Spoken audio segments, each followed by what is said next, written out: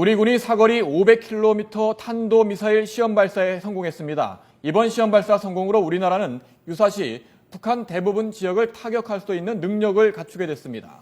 국방부는 무인항공기와 관련해서는 북한이 상당히 많은 수량을 갖고 있는 것으로 안다고 밝혔습니다. 네, 취재기자 연결해 자세한 내용 알아보겠습니다. 황혜경 기자.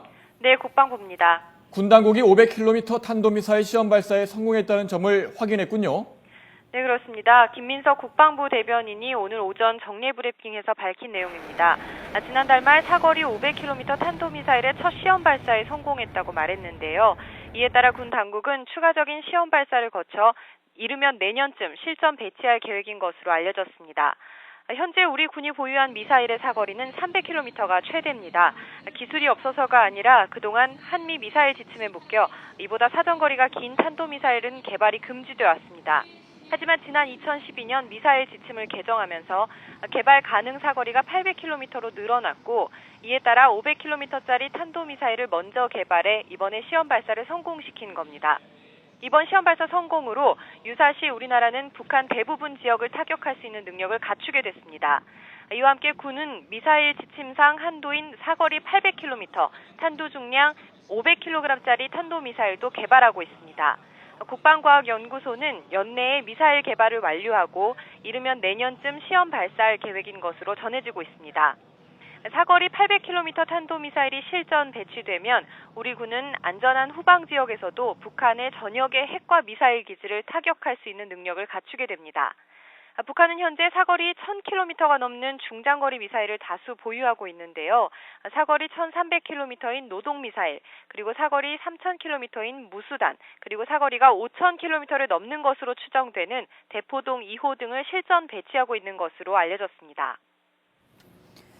네, 무인항공기 얘기도 좀 해볼까요? 이번에 이제 북한제 무인항공기 2대가 추락을 했는데 이외에도 북한이 상당한 수의 무인항공기를 보유하고 있다는 점이 확인됐다고요?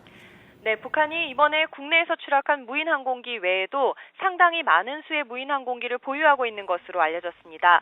김민석 대변인은 브리핑에서 북한이 상당한 양의 무인항공기를 보유하고 있으며 그 대수도 알고 있다고 밝혔습니다. 하지만 수치를 공개할 경우 우리나라의 정보 능력이 공개되기 때문에 정확한 수치를 밝힐 수는 없다고 설명했습니다.